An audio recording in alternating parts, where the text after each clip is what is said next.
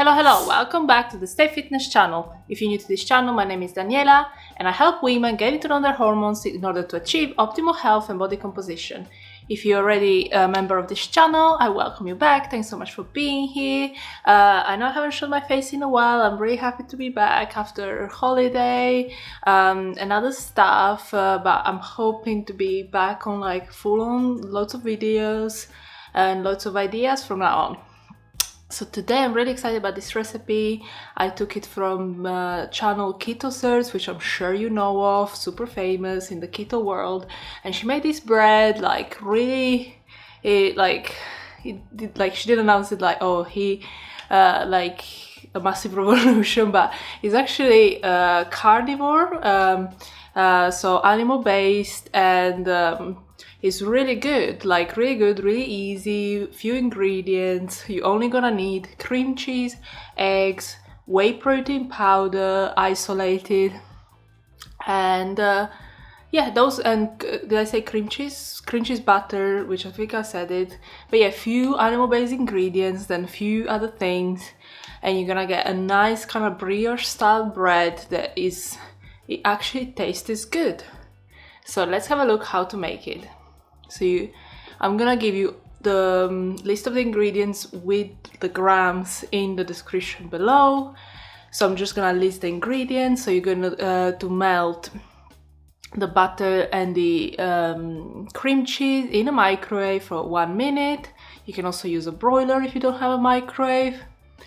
Then you're going to whisk it until it's like this cream thick, like cream, and it's all incorporated and melted.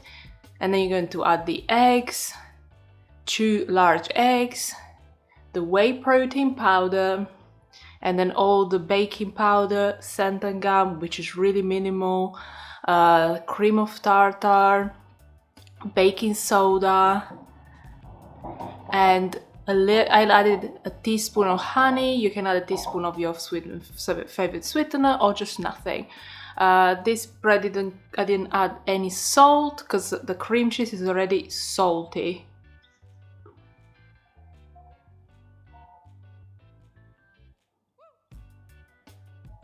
So then you're going to bake it at 160 degrees Celsius. In the original video, the pan is the 10 by 10 pan, which is really tall and kind of slim to make this kind of half loaf. I don't have that, so I just used like a smaller loaf tin, silicone loaf tin, and to me it took like 30 minutes. So just have a look at it when it's basically nice and golden brown, not even golden brown, quite dark brown. That's when it's ready.